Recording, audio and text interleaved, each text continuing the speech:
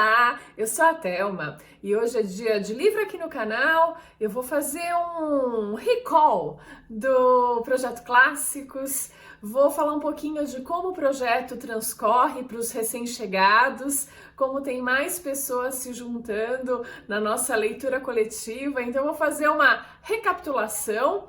É claro que sempre abrindo para que vocês sugiram o que acham interessante, o que vocês já experimentaram e foi legal. E vou falar um pouquinho dessas leituras que aconteceram até agora e as que a gente tem para frente. É um update do Projeto Clássicos, mas antes de dar sequência, eu queria convidá-los a se inscreverem aqui no canal e curtirem esse vídeo e também se juntar ao projeto. Isso! O Projeto Clássicos é uma das boas ideias desse canal, que é muito recente, ele tem 2 anos e pouquinho. Então o projeto começou ano passado, de maneira um tanto incipiente, mas já conseguiu me ajudar aí com algumas ideias. Então para esse ano, o projeto deu uma evoluída, a gente conseguiu estruturar melhor, a própria escolha dos livros também acho que foi muito feliz. E eu mostro aqui para vocês a lista completa. Em amarelinho vocês estão vendo os que já foram lidos, então vou fazer uns comentários sobre eles.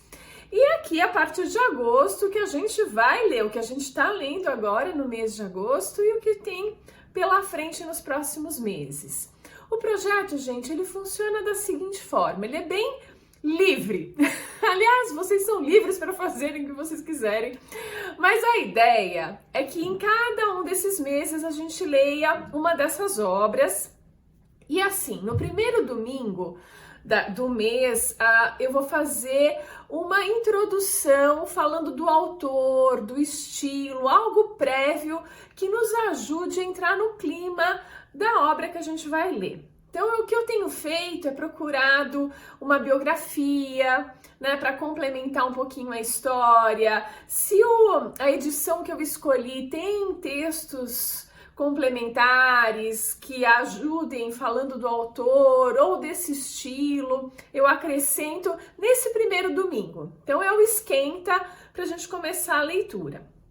Aí no segundo domingo do mês, ou melhor, eu tento achar o domingo do meio do mês, às vezes é o segundo, alguma coisa assim. Eu faço o balanço da metade da leitura, ou seja, nesse dia, nesse domingo, a gente deve ter chegado mais ou menos na metade do livro. E aí, conto um pouquinho, às vezes, da sinopse do livro, sem spoilers, comento de alguns personagens, das minhas dificuldades, das minhas alegrias, como eu tô fazendo, e aí ouço os comentários de vocês também, né, pra gente ver como tá acontecendo. E aí no último domingo do mês é o vídeo final, onde varia muito a forma como eu apresento, porque assim, depende do livro, eu faço uma resenha mesmo, mais completa, até coloco spoiler, se isso for de agrado de todos, né? Ou não, né? Uma boa parte das vezes eu não coloco spoilers. Muitas vezes eu não conto a história como um todo, eu dou apenas uma introdução a ela e ressalto os pontos que mais chamaram a minha atenção. Né, o que eu tirei dessa história, como foi a leitura, enfim, depende muito da obra, eu vou colocar essas informações e sempre aviso se vai ter spoilers ou não. E claro, fico aguardando os comentários de vocês. É assim mais ou menos que tem transcorrido, e aí se vocês observarem a lista, vou colocá-la aqui de novo, a gente começa do mais antigo para os mais recentes, né? Foi mais ou menos essa ideia. Não só isso, eu procurei ir intercalando autores homens e autores mulheres, né? Para a gente ter um equilíbrio aí entre homens e mulheres, para sentir a escrita diferente de cada um. Também tentei dar uma alternada em países, mas isso nem sempre é muito fácil, né? Então a gente começou com Shakespeare. lá de 1564, data estimada aí do nascimento dele. E a obra foi Macbeth, que a gente escolheu. Por que eu escolhi Macbeth? Porque eu estava começando e eu estava um tanto receiosa de colocar Shakespeare e como ia ser a dificuldade de lidar com um clássico dessa magnitude, né? E qual foi a minha surpresa? Eu adorei. É uma leitura diferente porque são peças, né? Então é diálogo o tempo todo, é aquele estilo peça de teatro, mas incrível. E Macbeth é uma das grandes tragédias, uma das 4 grandes tragédias de Shakespeare e foi uma experiência incrível. Já tem os vídeos aqui no canal, se você está chegando agora e quer retomar isso, eu super indico. Eu li um livro da Bárbara Heliodora para conseguir falar do Shakespeare com mais propriedade. Eu acho que ficou bem legal. Macbeth não só foi escolhido porque eu julguei que fosse um pouco mais tranquilo que Hamlet, por exemplo, mas para fazer uma conexão com o livro de setembro. O livro de setembro é William Faulkner, O Som e a Fúria. Título esse extraído da peça Macbeth. Por isso, tem uma conexão para a gente já entender esse espírito do som e da fúria, do ator que anda nesse palco, cheio de som e fúria, né? É mais ou menos essa a ideia. E em fevereiro, eu já trouxe um pouquinho mais para próximo dos nossos dias, né? Com a Jane Austen. A gente leu Orgulho e Preconceito e eu adorei. Eu já era fã dos filmes, não tinha lido ainda a Jane Austen, adorei o estilo dela, a ironia, uma leveza e uma crítica presente dessa forma, muito agradável. Foi muito legal, eu tô apaixonada pela Jane Austen, essa é a história. Em março foi Victor Hugo. Aí fomos para a França e o Corcunda de Notre Dame, que eu estranhei um bocado. Eu tive até que colocar uma meta de leitura mais dura para mim, tinha que ler tantas páginas por dia para eu terminar a tempo de atender o vídeo intermediário e o vídeo do final do mês. Porque ele faz muitas referências cruzadas, ele volta a história dele lá para a Idade Média e vai fazer uma pesquisa histórica gigantesca e isso me cansou um pouco. Mesmo eu lendo numa edição da Zahar que tem assim tudo comentado e explicadinho, há um desgaste de certa forma, então eu estranhei. Porém, todo esse estranhamento foi muito compensado quando eu cheguei ao final da leitura, que eu me esgoelei de chorar na última página, né? Eu fiquei extremamente emocionada. A história, ela é um pouco truncada nesse começo, mas você depois se acostuma ao estilo do Victor Hugo e a história ganha aí áreas de capa-espada, algo mais dinâmico. E você vai conhecer a Paris da Idade Média, muito legal e valeu muito a pena. E aí eu intercalei com o russo, né? Em abril foi Dostoiévski com Crime e Castigo.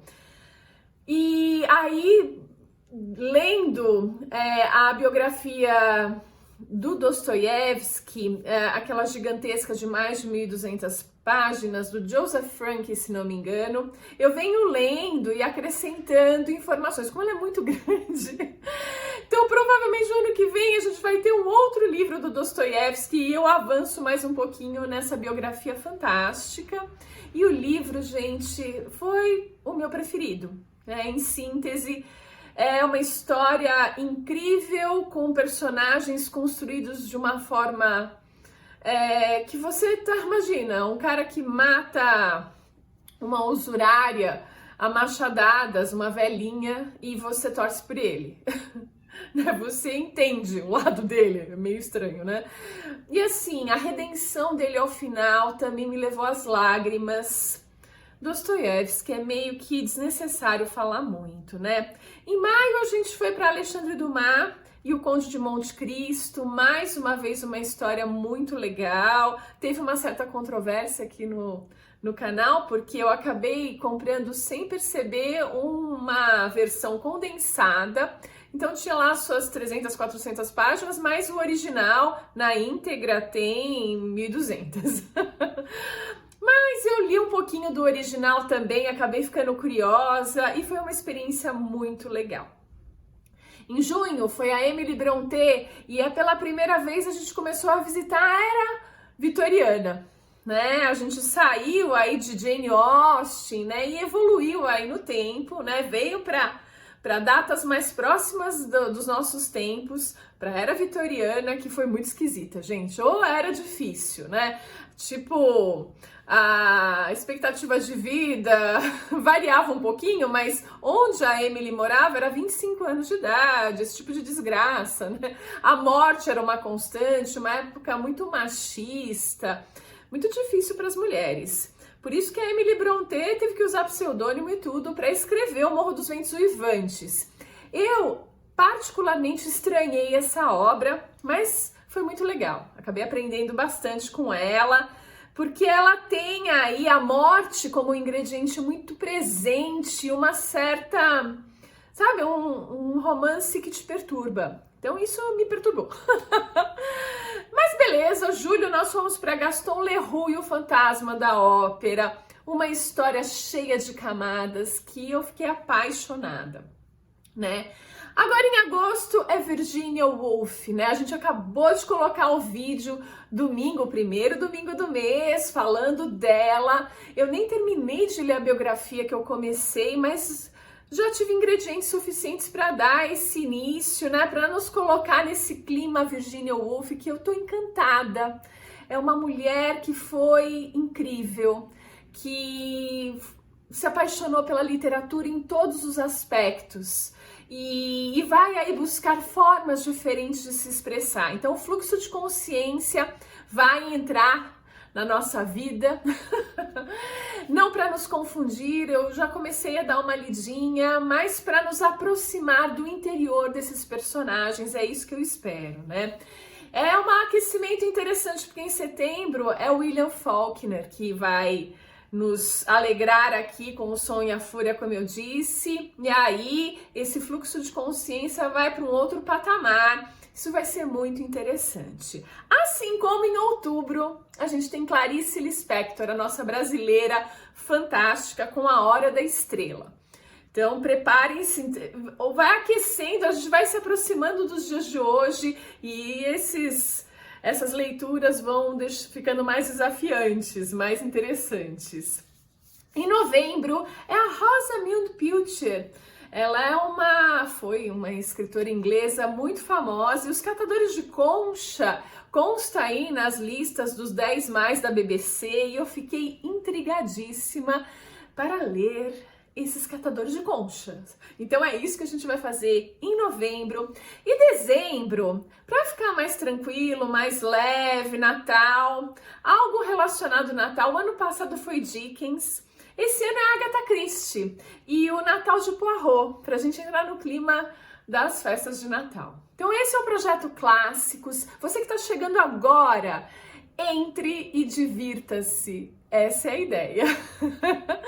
É isso. Então os vídeos são divididos dessa forma e se vocês tiverem qualquer comentário, sugestão, é super bem-vindo. Eu tô aqui para ouvi-los mesmo e pra gente ler junto. É isso.